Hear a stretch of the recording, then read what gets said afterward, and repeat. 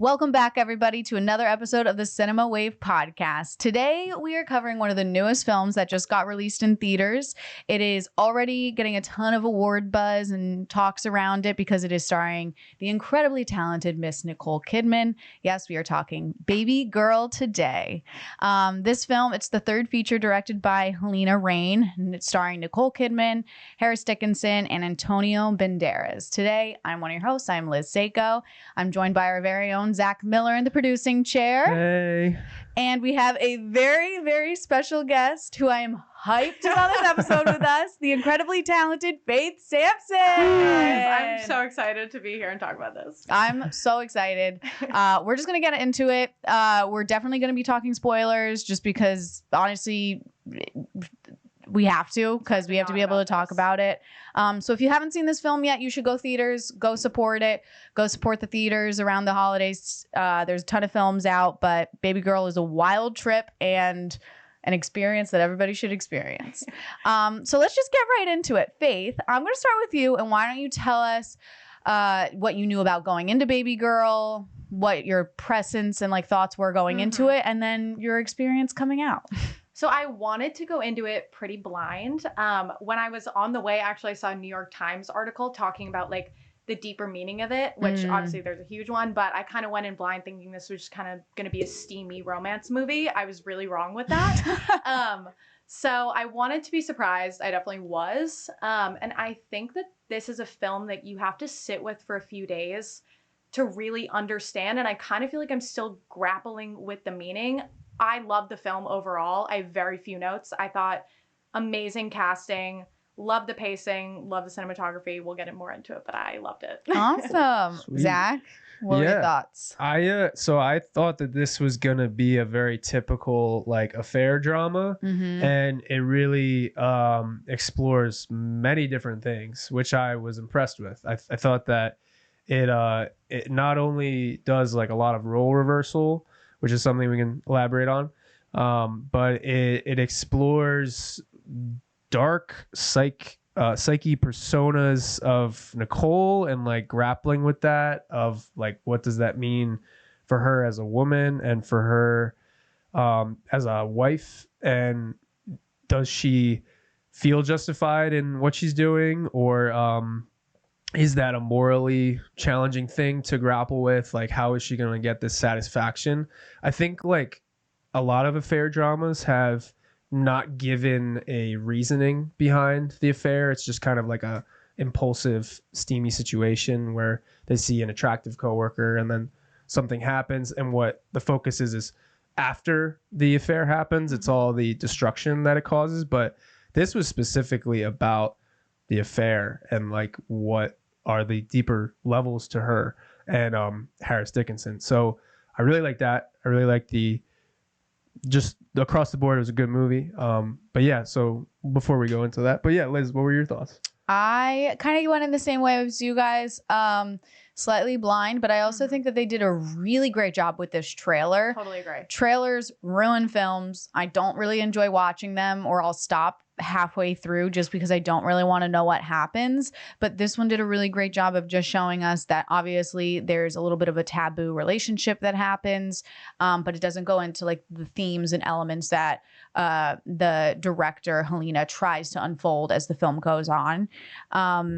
I really enjoyed this film much more than I actually thought I was going to, because I thought it was going to be a very typical like you said, Zach, just an affair film and just a lot more sex in it, which there's definitely a lot of sex scenes in it. But I think just the flip of making it more about a power struggle rather than a emotional and sexual affair is definitely a different lens and much more interesting of a take, which we'll get into. I don't think it's a perfect film because I have a little bit of gripes with some plot holes and pacing in the third act specifically. Okay. That is my only gripe, though. I think acting and chemistry is on point.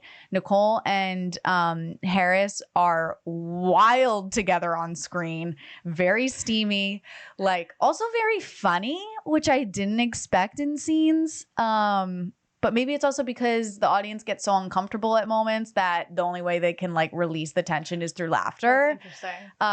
But so this film has a ton to talk about, and we're gonna get into it. I want to start with just the chemistry between the two lead actors and like how it progresses from the beginning of the film to like the ending of the film. Did you like their chemistry? Did you like how they started off their meet cute greet kind of, or like what did you think of their relationship? So actually, funny we're starting there. I feel like my only gripe with the film was the chemistry in the first act. I know that's a hot take. I think there's no denying that they had insane chemistry in this film. I'm not sure if it was a pacing thing for me or a comment on the chemistry. I think them like leading up to the actual affair itself, I needed more sexual tension I thought that the lead up was a little quick for me, and I wasn't seeing how the two of them as actors were coming together in the beginning. It to me felt a little bit of a mismatch that I felt like was proven really wrong in the end of the film, but in the beginning I was kind of like, where are we going with this? Then when they kind of started getting into the actual plot of the affair, I felt like they were incredible. It was such a vulnerable film. They honestly both put it so out there and fully committed, which I respect as an actor. But I feel like in the beginning, that was actually my only nitpick with the film, is I needed a little more build up chemistry. I feel like that's the best part of like a steamy film like that. Is it because of what is Harris Dickinson's character's name? Samuel. Yeah. Do you think that he came on a little too strong in the beginning and didn't his character came on very really hot strong. And heavy, like almost aggressive. Agreed. Where it was like, I don't really buy that an intern would be this. Yeah. So me intense. And Zach were talking about that. I feel like I don't necessarily think that was a bad thing, because to me, part of the commentary was the gender roles in it, and part of the commentary was a woman intern could never speak to a man in power like this, but a male intern can speak to any woman in any state of power, and that's deemed acceptable and almost deemed hot. So I didn't have a problem with that. I think it was more like, to me, it seemed like a 24-hour pacing of them meeting and then suddenly they're, spoiler, kissing in her office. I have to go into spoilers already because it starts so quick, I feel like. But yeah, I just think it was more the timing for me, and suddenly we were just so in the plot that I was like, I feel like we skipped a chapter in the beginning. I don't know if you agree with that, Zach. Yeah, I feel like he was a little brazen, like in the beginning, like I like the symbolism with the dog, and you know he's like got this control over a situation. I was definitely a little confused how she immediately connected that with the fetish, and just how, oh, this guy is my guy now, like I'm gonna be around this guy a little bit more. Like he didn't do anything necessarily provocative to like elicit that. Elicit that, and just it didn't feel like it connected the dots as much. But maybe that's also part of what the filmmakers are trying to say, that she was that messed up inside, where she was digging for that satisfaction so eagerly that she's like, oh, maybe this is my way out. Maybe he's an attractive guy. Like, I'm just going to lean into something a little bit and like let him talk to me. The power struggle for sure. I liked a lot of that side of it, but yeah, I think that's like my only, not necessarily like problem, but it was quick, I guess. Like getting into it, there wasn't enough. I feel I kind of get what you guys are saying, that maybe there needed to be more just on her end of like really like where she's struggling, because the only thing that they showed us is that she had sex with her husband and then she went off to like look at porn by herself. So then right away you're like, okay, she's suppressing herself in her marriage. But then besides that, they didn't really show us enough of her being like this huge CEO that is in control of everything in her life. So maybe they could have like delved into that a little bit more. But I bought the chemistry like throughout the whole thing. I think that specifically on Nicole's end, like she was just very raw and believable throughout the whole thing, and kind of putting like the character's heart on her sleeve, which is wild because most CEO characters, they're very reserved and won't cross that line. And I'm glad that they were showing the different levels of like male CEO versus female CEO and how they're responding to these types of situations. Yeah. So then throughout Zach, I want to go back to you. What about as the relationship like progressed? Did you still buy their attraction? Did you think that it got a little gimmicky at points, or did you through line did you totally buy the whole time? Yeah, I liked the relationship, and I bought into it at some point because they fuel the relationship based off of her like real addiction to sexual satisfaction. She's not getting that from her husband, and this is an extreme version of that where she's like, I have to go to somebody who can do that, and the whole fetish complex of being dominated or like being controlled in a situation, and he's that more aggressive masculine energy than Antonio Banderas, who they've been married for 19 years, but there's something less domineering about him. And maybe that was a choice too, to have him in the theater opposed to like a intern who's like working his way up the totem pole. Like there's a lot of choices in the film that add to the characters relationship. So I mean yeah, and then just like the role reversal too is very interesting because she's very submissive, but she's in more power than him. Yeah. So it's interesting to have that juxtaposition. I feel like when there's males in the CEO position, the males are still dominating the affair, and so I think it is interesting that he was kind of pushing the affair at first, and he's like, no, stay in the room real quick with me, and like they begin to kiss, and she's like, oh, I can't do this, but she's like totally into it. I think it's also easy. I think for me, it was easy to buy into it as the film progressed because it's kind of like she tasted freedom for the first time in my mind. So some things obviously went to an extreme where I think even watching it, you were like, this is graphic, this is a lot. But to me, it was the first time she really got to explore. So it quickly progressing to that state, like I think her whole fantasy was 0 to 100. So that added up and I bought that.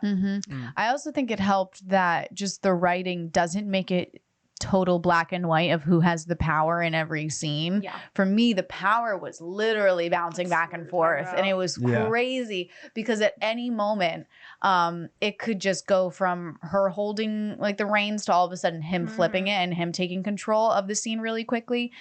Which, because there's just so many things. It's like man versus woman, like CEO versus intern.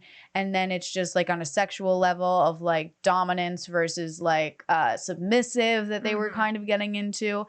And then I think also from like an acting point, there's so much that they're not saying, but they're trying to say through their physicality and just their connection with each other.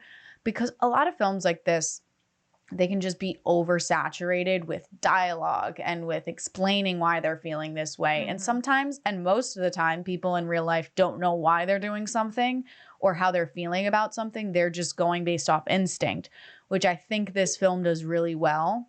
But then I think some audience members were very like caught off guard with some of the decisions because they were like, wait, why? One of the things that I could think of is, this is like later in the film and I'm totally jumping, but when she is laying in bed with her husband and then all of a sudden she just starts like hitting him because she's like, I've never like had an orgasm with you, and she starts freaking out. I heard people in the audience being like, what's going on now? Our theater was laughing. Yeah, people, I was like, this is so real. People were so just visceral with their reaction. And it's because she's going through things that she doesn't understand why she's going through this, but she still is going through it. So she has to react a certain way and she doesn't know how to. Yeah. Yeah. And so I think that the writing is just, it's a very complex script that I really love. I also think every moment was earned. There were obviously prolonged sexual scenes where I feel like my gripe with media now is sometimes I just feel like that's not earned and it's more for like the male gaze or the female gaze or something like that. But to me, honestly, this film was neither male or female gaze. It sort of transcended that for me in a meta way or like a commentary way. But I just think that every sex scene or prolonged shot was really earned. But I also think that made people really uncomfortable. And I agree, people were laughing whether they were uncomfortable. We had multiple couples getting up and leaving the theater. So it elicits reactions. It's a very, I don't remember what word you said, Zach, when you were like texting me before, but you were like, it's definitely a,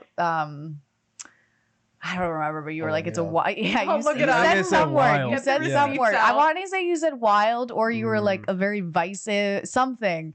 You said something about what the film was bold. Like. I said bold. A very bold, bold Yeah. film. I would absolutely label this film as bold because she's just going for it, the director, and exploring. Something I did read that she says that she's very interested in exploring is because she did Bodies.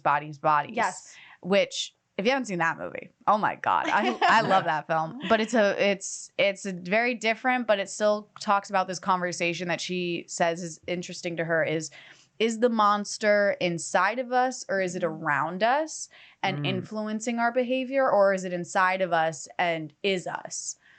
Which kind of comes into this film also. It's like, is she like doing all of this and blowing up her life essentially because of something that she's been experiencing her whole life? Or is it that all of these elements of like always being in control, always being perfect, always being a CEO and like a mother is influencing her to kind of want to blow up her life? Yeah. And that's like a point that he says later in the film too. He's like, do you want this all to come out? And do you want this all to blow up in your face? Because like that could happen. Like I could go to somebody tomorrow and tell them what's going on, but like what are you trying to get out of it? So I think that is a really interesting like commentary on what they're trying to say.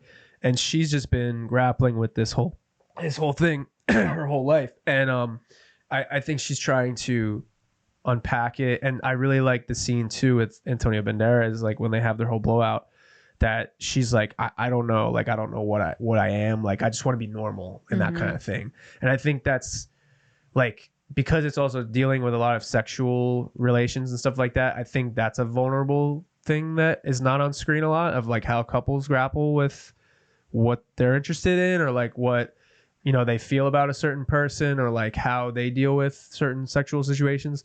So I think it's cool to see that as a subject matter in a film for the first time.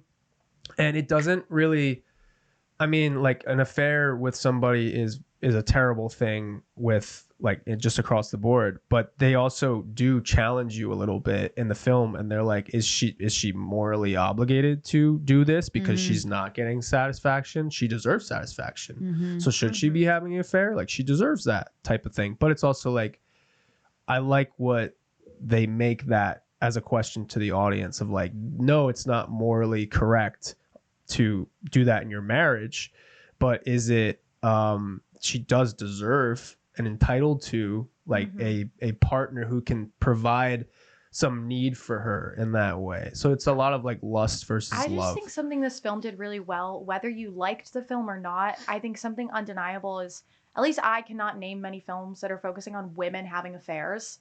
And I think if we want to talk about affairs, and not to get deep, we need to look in as a society in terms of like, we have deemed women crazy for emotions for decades. And I think that men have, in media, and if you want to view it in life, been able to have affairs and get away unscathed because that's their side thing. And then they have their family and they have like responsibilities, but they are able to separate the two. But what I thought this did really well was she's a mother very involved in her family's life, and she was not able to separate the two. They seeped into her life. And I think it's a good reflection in terms of how we view motherhood and how we view women in marriages and what the different responsibilities of people in marriages are. So yeah, whether obviously I think you kind of have to throw morals out the window when you look at it because affairs are wrong. But I think it was interesting that they took this radicalized approach to focusing on a woman having an affair and a woman in power having an affair. Yeah. Right. No, I agree. And then the whole like morality thing comes into play too when the assistant, which, all right, two different thoughts. So that comes into play when the assistant tells her, I know that what's going on with you and Samuel, but I'm not going to ruin you. I don't want to take you down. I loved that part. Which I think was a total curveball that nobody was really expecting, because you were expecting her to be like, oh, I want to go where you are, so I need to take you down in order to get there. And it's like, no, you don't need to take her down. And then there's this whole other element of like corporate espionage, of like blackmail coming into play, of sometimes you don't take somebody down because you need them in that position in order to get yourself up. Totally. So that was a whole other commentary that they were doing. But that scene for me was when the script started to miss a little bit of plot points.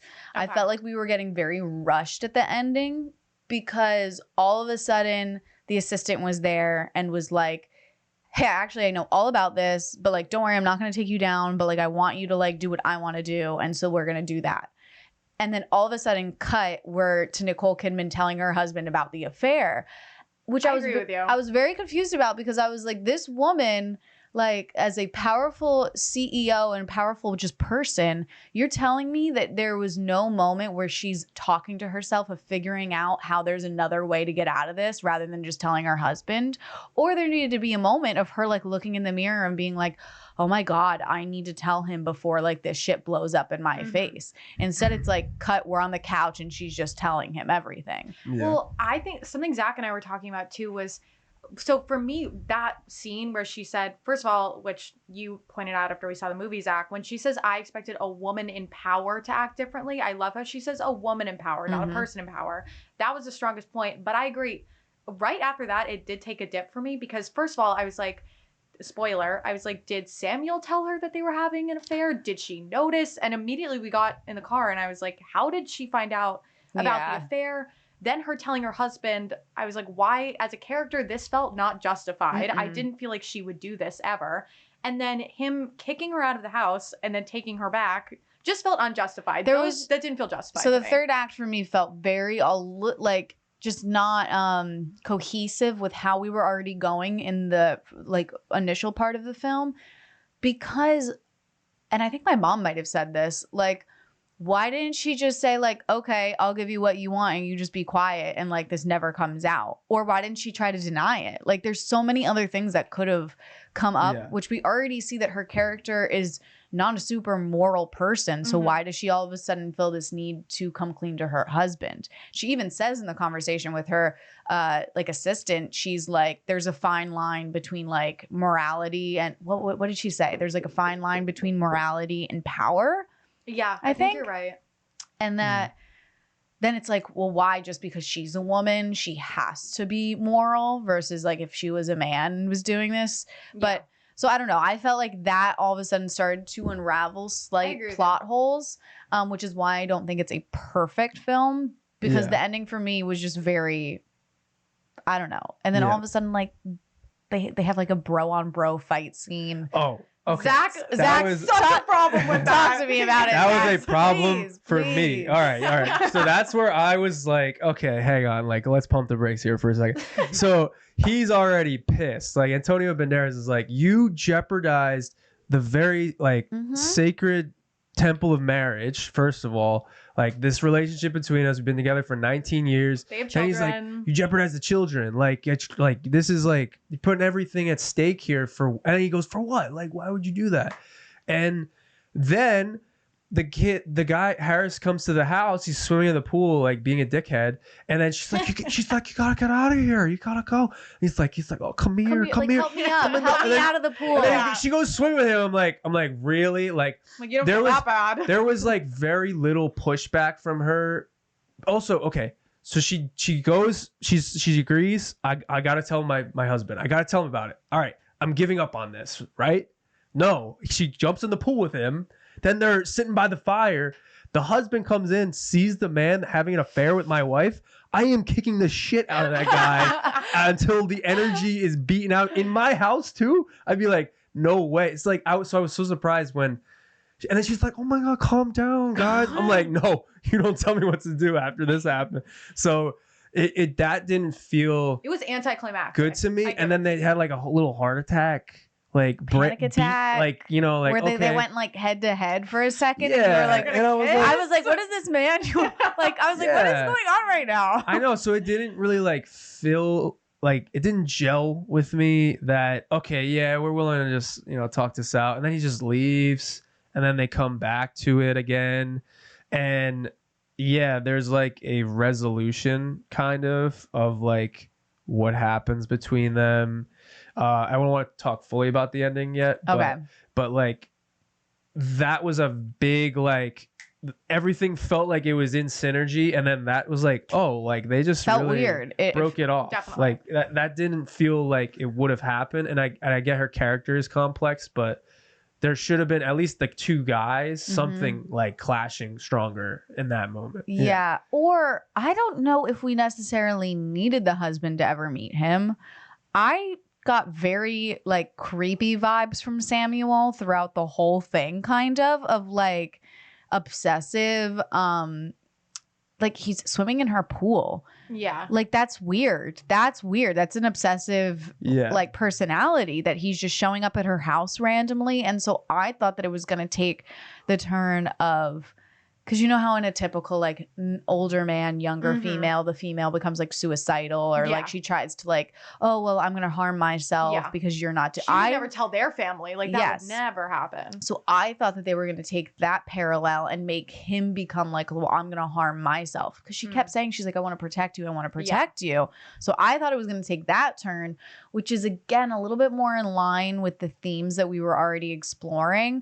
I just felt like the bro on bro fight scene, I was like, what are we getting out of this right now? Right. Well, then because nothing happened. Right? No, they just sat and held peas against their head. He just let this dude like fondle his wife for that scene, and then he's just like, I'm sick. And then he's like accepting of her back after that. I'm like, you also told me it was over. Now I'm seeing that it's not. I so also just thought half the magic, sense. which I love. Something I just loved about the film was like, you didn't, to me in the affair, it was selfish. And I actually think I found peace as an audience member being like, she's doing something just for her and she's being irresponsible. We don't need to justify it. No. Like as often affairs are not justified. So then to try to justify it at the end, I was like, ugh, that wasn't what I was getting from this though. I was getting that she was finally doing something for herself, as wrong as you want to look at it. So then to try to make her suddenly like moralized and experimenting with her husband and having a conscience, I was just like, that was not her. No, and it was also trying to borderline this thought of like, in a way, Samuel like helps their relationship. Yeah. Because when she's laying in I don't remember which part, but they're at the hotel and like they're laying in bed, and it's when he like asks her like, "Can you hold me?" like mommy moments, and she's like, "I don't think you're a bad person. I think that you like can see what people need, and then you help them." And then they kind of like brought that back when the father was having like the panic attack. He was like helping him in a way, and I was like, so are we trying to say that this affair helped their marriage? And is that what? Yeah, like I don't know. It got a little muddy. It got yeah. very muddy towards the end of what we were actually talking about. Yeah, I think it like, well, and then by the very end, like if we're gonna talk about the end, there's. Wait, sorry, Zach. Yeah. I know you wanted to hold on. No, I'm just like, no, but fully in it adds now. on to your point too, so I think it's okay. And then like it did almost feel like it helped the marriage, because when she's with him, with the husband in bed, she's still fantasizing about him with the dog. Yeah. So it was a crutch of like, the way that I can get to this point with my husband is by thinking about him still. But then and the control. Then did it help it though? Because she's thinking completely of another man. So well, I was that's like, what I mean. Yeah. Yeah. No, exactly. I agree. It's weird. Another thing that I wanted to talk about too was, yes, there's like a power reversal. There's the gender reversal, but then there's also a mother reversal with the daughter. And the mom was she like catches her coming home late at night, and then she's like, "Mom, I'm really worried about you," like this kind of thing. And I thought that was also very interesting. By the end, she's like, "Mom, you have to come home. Like Dad's in a bad spot." Like, and then Nicole Kidman is like this broken child on the couch. She's Babygirl. Like, yeah, literally. Wow. Yeah. Babygirl. Babygirl. Yeah. So it was like, it was cool to see a complete flip of almost every archetype on this thing. And then there was also towards the beginning where the girl is talking to her mom at the pool, and she's like, oh, like, how is Mary doing? And she's like, oh, well, you know, I'm not seeing Mary right now, I'm seeing Ophelia. And she's like, oh, why, like, what happened? She's like, well, I do love Mary, but I'm having fun with Ophelia. So it's all like alluding to the main premise of the story. And I mean, she kind of brushes that off too, because she doesn't have any conscience to say anything either. And like, also as a mother, it's like, are you condoning that? You know, because she was dealing with her own affliction of like, I'm gonna have an affair, so I'm not gonna tell my daughter what to do, kind of thing. So. I know there was the crazy part at the end when like the daughter's like, you gotta come home, mom, and she's like, it's okay, like Mary forgave me. And it's like, okay, you and Mary have been dating like a month, girl, like this is a marriage over here. And I was like, oh my god. I thought her daughter, and I didn't think this immediately upon watching it, but just like, you know, it's such a thought-provoking film that I was thinking about it days after, and I kind of thought her daughter was a representation of what she could have been had she like, because she was trying to, like, in my opinion, suppress her daughter, make her wear dresses, like not have her girlfriend around the entire time, experimenting with her sexuality. And to me, then, like you said, like her coming home and her daughter being like, I'm worried about you. Yeah. And her daughter being like, it's okay, mom. Like totally taking on the accepting role of what she could have been to her daughter. I kind of thought it was a representation of what she needed, like somebody to be listening to her and accepting her for all of, you know, her sexual fantasies or sexuality. So I kind of thought that the daughter role could have been slept on, but I actually thought she was one of the most integral parts of the film. I agree with you, Zach. Yeah, and you're right. It is like her full character is just completely doing a 180 of like not taking care of everybody and then needing to be taken care of. Which I actually didn't really catch on to until you guys started talking about that. And it is interesting because I didn't really make that connection. Yeah. And I even feel like the whole like CEO complex, like she's extremely fragile and like not assertive, like sexually, as a mother or as a worker. So it's like she's being talked down to a little bit in meetings. I mean, in the beginning, he's coming on to her and she's like, this is inappropriate, this has to stop. And he's like, just like, no, like I think we should keep doing our appointments, like we should keep doing that. Like the whole, it's interesting because there is two sides of it. There's the male talking to the female, the power, like men talk to women like that, you know, it's not good. But then there's also the side of like, she was submissive even at that point, even though she held all the cards. And I think that's part of the plot holes with a lot of this too, is like she has every chance to say no to a situation. Like she's the CEO, she's his boss, she's married to her husband, like she has everything that she needs. It's like a little bit about, well, it's a lot about like greed and lust for a certain satisfaction. And then just like, she could have walked away from this at any point, and she didn't. So I think that's it. But then I think it's also the connection of the like male versus female when like when you're alone with just like some random man in a room and they're telling you what to do. Like sometimes you're so uncomfortable that you're like, okay, in order to get out of this situation, I just need to go with it. That's very true. So then, very true. Like even though she technically had all the power and was like technically would have gotten in trouble for everything, he's the one that was making her feel uncomfortable at times. And I also think the stakes of this were, I mean, I just think the stakes of this were so much higher than a normal affair because especially in the workplace, I mean, even in her movie Bombshell, which we literally saw, like it's about women being abused in the workplace and then coming forth and nobody believes them. But she knew if he talked, a man talked in the workplace, everybody would believe him. So I just feel like that was half the stakes when she was freaking out about him going forward. Like, even though she had the power, I just feel like even she was on top of the totem pole. But even in the end, you know, going back to the end, when a man still comes in and sexualizes her, like, she's never on top of the totem pole. And she can have all the power in the world. She's still sexualized. You mean like the ending when the one other guy comes in? He's like, let's have a drink and talk about it. He's like, come home. Like, come home with me. Like, nobody else is home. It's clear what you're doing. Yeah. But I just think it's like, even as the CEO, the way she's spoken to, like, to bring it back to the intern, then, you know, a man who, I don't know who the man in the office was, but no, I don't either. Served its purpose to make a commentary on that. But yeah, I just thought it was more like her panic through it was knowing that her role as a woman in the workforce, no one would necessarily take her as seriously as him. Yeah. And even the moments when Samuel like showed up at her house, that's when I got the borderline, like he's like a sociopath. I was like, yo, this guy's about to like murder her family or something. Cause I was like, who the hell would just show up at like her house like that? And so then it was kind of giving me, what's that film with like Glenn Close where she, do you guys know what I'm talking about? Where, what is that? Oh, people are gonna hate me in the comments. I don't know this. Don't come for me, YouTube commenters. Who else is in it? Hold on. I know exactly what you're talking about. Fatal Attraction. Fatal Attraction. I was just saying that I didn't know. Fatal Attraction. Don't come for me in the comments. But it was borderlining that of like, he's going to come to your house and start killing people off because you are not like in love with him.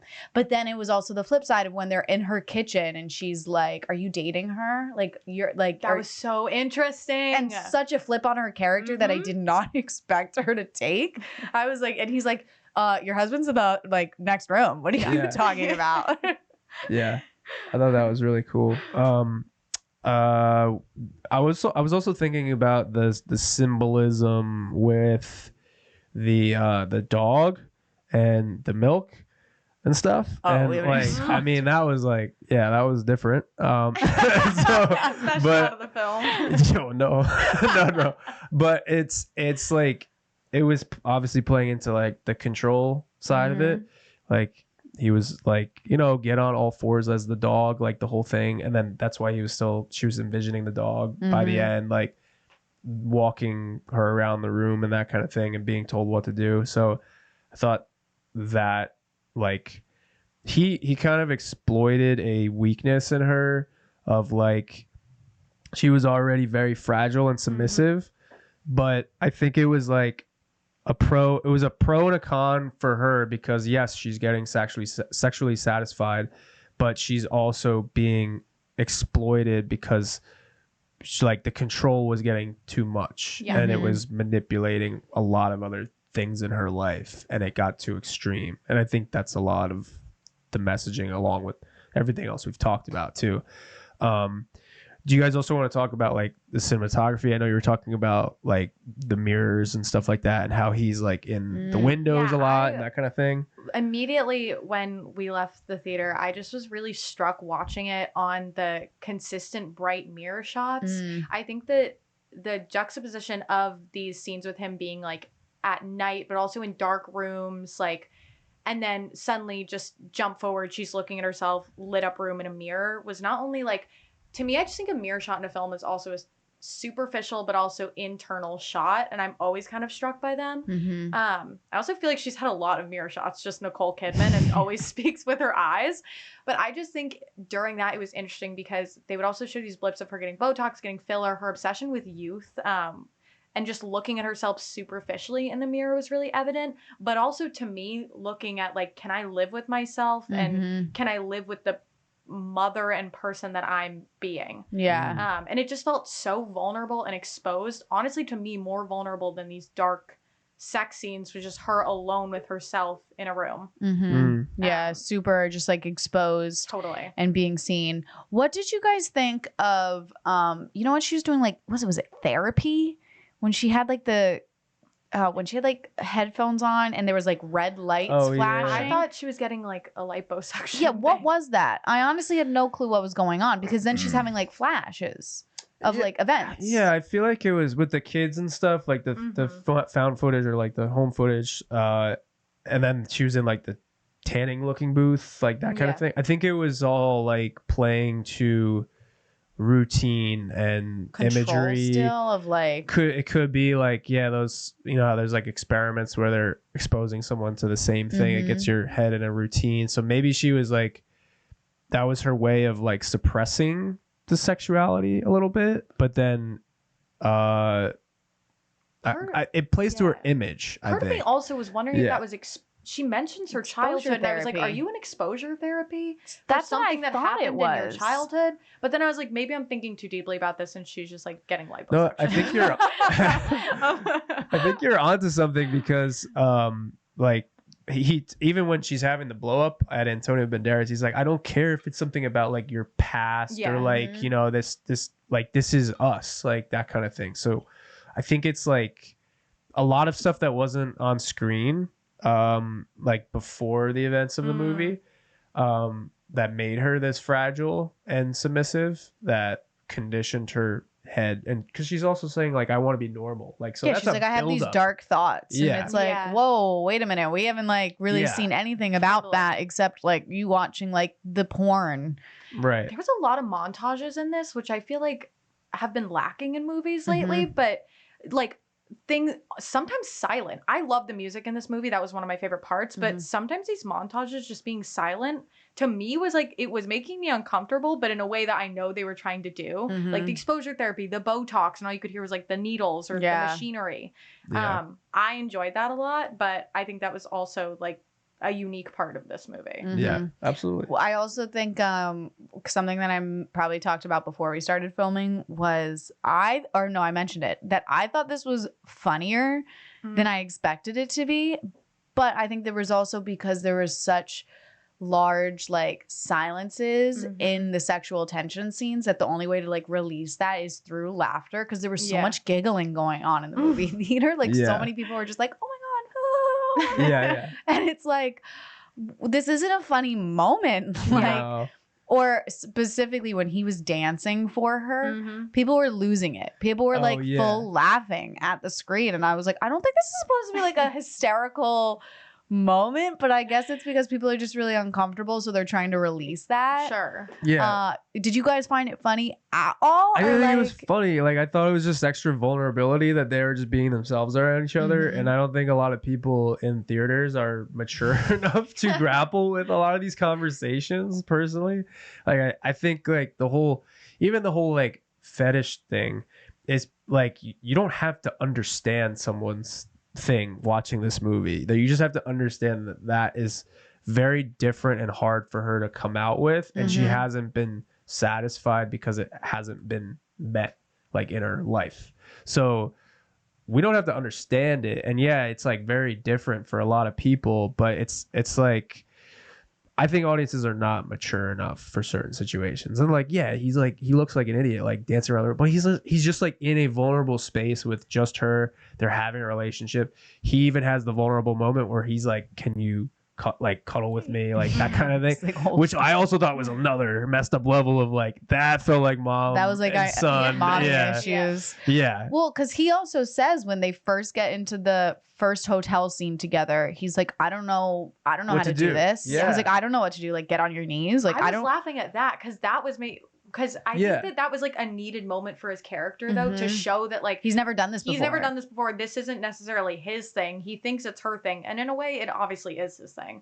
But when he's like, "Get on your knees," like I don't know. That I was laughing at the dance. I just think he's a charming actor. So I also think like even him just ordering her around, I was like, Harris, like what? Are you doing? Thought he was really charming that whole scene. Well, I also think that it makes this film take on another level of both their characters not having ever done this before, because then it makes it like they're almost laughing at themselves of like, like get on your knees, like I don't know what to, like it's very vulnerable, it's very raw, it's super realistic of people trying to like venture out and having no idea like what they're doing or like how to do anything, and that, but then they have to trust each other, and then in a way it's also like kind of a love story of like them falling in love with each other in a way, even though they don't want to, or she doesn't want to.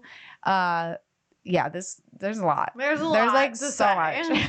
Like, and kind of bouncing off what you were saying too, like they, like that communicating what you're both into sexually for the first time, especially because she has a husband and he's an intern. So it's like, man and woman trying to communicate that one thing, just like the fetish aspect is hard enough in itself for that moment. but then you add the layers of the role reversal, the CEO, this is his boss, like he's interrupting a marriage. There's a 30-year age difference, like everything. He's like, I don't know what this situation is. But like, I don't know if it affected him as much as like I kind of wish it did. Like there was no moment of him being like, you're married. Like this is not good. I got that from the car though. When he freaked out on her in the car before he got on the train, I kind of got like, oh, he's young. And like as much as he doesn't know what he's doing. As much as he's trying to play like he's this like tough older, he'll never get hurt. Like he is a human. And also like I love the quote. I don't know if you guys caught this. This really struck me when he was like, we're like two kids on the playground. I was like, you're a baby. Like you're young to even say that and like compare that to a sexual interaction, like showed his youth to me so much. I was like, there were moments where I felt like his youth totally slipped out of him. Like even the dancing, I was like, you're like a teenage boy. Yeah, like, she's sitting there like, what is happening right now? Yeah. Because he's like, oh, it's my first time in a nice hotel. Yeah, like, let's fucking go. You can play all you want, but at the end of the day, like you're a teenage boy, and he had his little like, honestly, teenage little fit in the car. I felt like where he exploded, and she was like, where is this coming from? Because he hadn't presented that side of himself before. So I thought he was affected by it. Maybe he just didn't realize like the full scope of like, oh, she is married though. Like this, I'm like coming in between a marriage right now. Because I think it was I don't think it was a feeling thing. I think it was a youth thing. Like he just doesn't even understand the responsibilities or like what a marriage or having children entails. You know what I mean? Yeah, I think it's now that I think about it more in comparison, because I'm also thinking about like The Graduate, for example. Yeah, sure. It's a very similar, well, not really, but like it's kind of similar. I see what you're saying. The age gap thing, at least, and the lust, the young man having an affair with an older woman. There's not a distinguished position of power, but it's similar. Well, so with this movie, it's like sexual liberation for the two of them in their own way in the backdrop of an affair. It's like more about, like at the forefront, it's more about the complexities of them tackling the situation. And like especially her, like, how does this work for me? I've never had this. I'm still trying to understand it. I'm almost 60. Like, I should be the the dominating person. Like everyone is telling me I should be a CEO that's like awesome, like, but I don't feel that way, and I don't feel this way with my husband.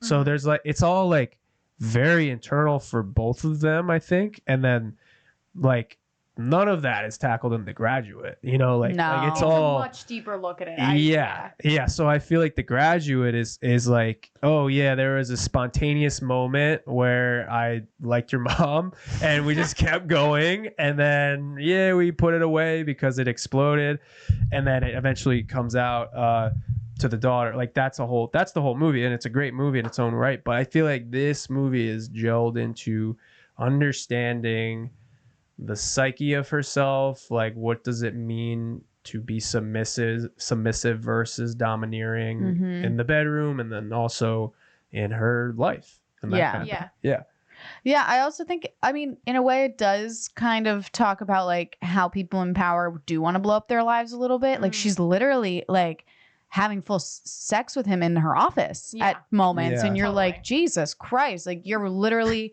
going to blow up your life right now. And like in a way she probably does want it to happen. Yeah. Just because she wants to see how life will go. But I think it's also a cockiness. Like I think like it's a commentary, like number one, but taking gender completely out of the commentary, I think it's like people in power will abuse it is one. And then number two, like the human psyche of like risk, whether that's sexual or not, is like enticing, and like adrenaline and risk, like as she keeps saying, like there needs to be stakes for her to feel something. I think as humans, like it's the heat of the moment. There needs to be stakes, and she takes it to such an extreme level that she can't come back from. But I think that like the way that she does it, it's a good aspect in the film that like she is having sex in her office and she is getting away with it, which is scary and happens. So I just think that like they did that well. And then the conversation from the assistant really was a nice like bow to just be like, It's not just man versus female. It literally is just like power at the end of the day, especially in that it's like circumstance and like environment. I kind of want to talk about like, what do you guys think for award season? Do you think this is going to get noms? What are your thoughts? I think that this is like Nicole's best role since like Big Little Lies. Like I really love that show. Like I think she's had also she did that movie A Family Affair with Joey King and Zac Efron. She's trying to fuck Zac Efron. She's doing twice, everything. man. Like she like Second was so Zac she's Efron. got Did you see that thing where it was like, oh, she's going through the young like boy, the boys like- in the Iron Claw. That she's my like, goodness, yeah, you're they're like, right. oh, she's going through next up. Jeremy. Jeremy Allen White's up Holy next. shit. Get it, Nicole. Well, now the Iron Claw has a totally different meaning. So, Oh my god. Oh my god. But yeah. So I think that she like that other movie, Family Affair, like she did Paperboy with Zac Efron. It's like steamy relationship with a younger man in both of those, and then like she hasn't had. I like everything that she's done.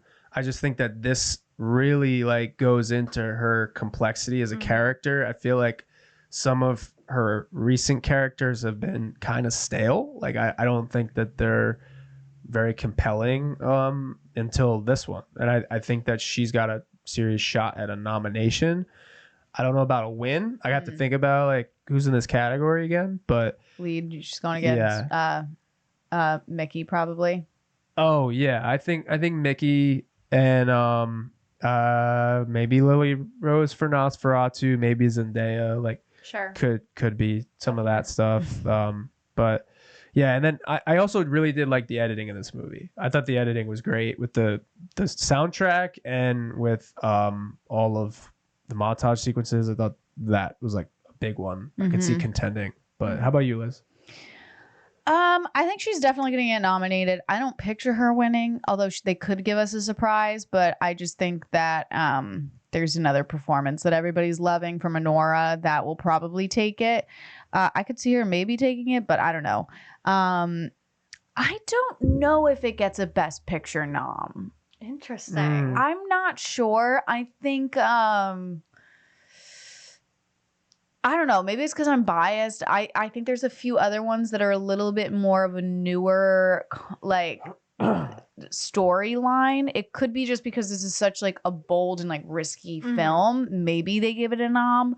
I could see it getting. I don't know. Maybe I don't think screenplay. Maybe I don't know. Maybe screenplay. Maybe. I don't know though, because there's so many other ones that like The Substance that are somewhat like original screenplays that are actually like wild. This one, it's just a little bit like, for me, the star and surprising point is her performance of it. Yeah. Not necessarily like the script and the conversations that happen. I agree. Although it is a lot of themes. So maybe Best Picture. Maybe just because they like also giving like newer directors some hype, and since she had bodies before this, they're trying to keep her name in the conversation. Sure. So maybe that could be it. But what do you think, Faith? I think, kind of like Zach said, for me, I've always been a Nicole Kidman stan, but in the last couple years, like, I love Bombshell. I could talk about that for ages. I think, like, I did not love A Perfect Couple. I did not love A Family Affair. I just didn't. Yeah. I didn't love like her past year, 2 years of work, honestly. So I was really pleasantly surprised that she came in and kind of took this movie for me. That being said, I think she probably will get a nom. I don't think she's going to get a win. I think it could get Best Picture. Just, I thought the editing was great. And I think just the topic in general, I think was like important and risky enough. That being said, I'm seeing a lot of social media coverage that people just didn't like this movie. So I could be totally wrong in that, but I don't know. So her last nomination was actually in 2022 for Being the Ricardos when she was Lucille Ball. Whoa. So she has a recent nom. I didn't know that.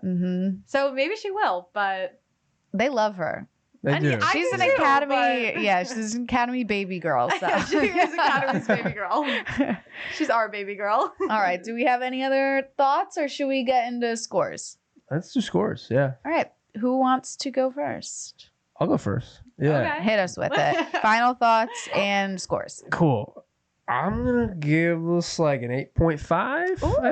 Yeah. I was pleasantly surprised. I didn't have major expectations for this movie. I thought it was going to be a little formulaic with affair drama, that kind of thing, like we were talking about. But I was very surprised. Nicole delivers. It's a very good watch, just to see their chemistry, just to see a good ensemble, a lot of thought-provoking sequences and dialogue, and I think it's something that I will come back to because I want to look at the role reversals again and the gender swap, the power struggle, like that kind of thing. So yeah, I think I'm gonna rewatch it. It was a good movie. Yeah. How about you, Faith? I'll match you at an 8.5. Honestly, I think if I watch it again, it could be a 9 because I feel like there's things I missed. I really loved it. Honestly, it was like maybe my top 5 of the year. Ooh. I really love the movie. Wow.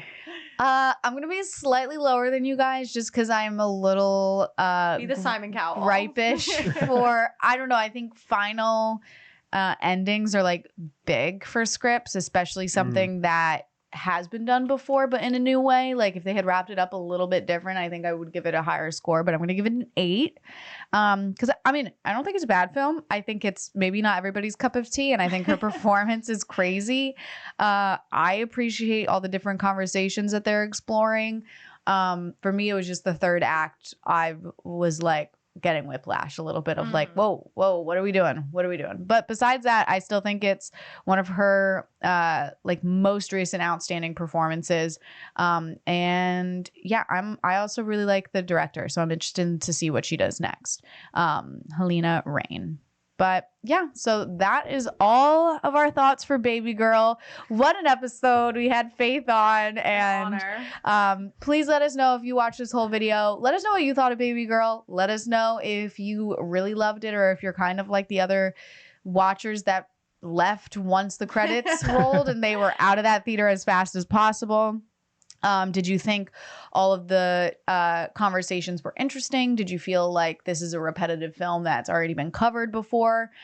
Did you like Nicole's performance? Was Harris a standout performance for you as well? Give us your thoughts. We'd love to hear them. And that is Babygirl. So just signing off, I am Liz Seiko. I'm Zach Miller. I'm Faye Sampson. And thank you for watching. This is The Culture.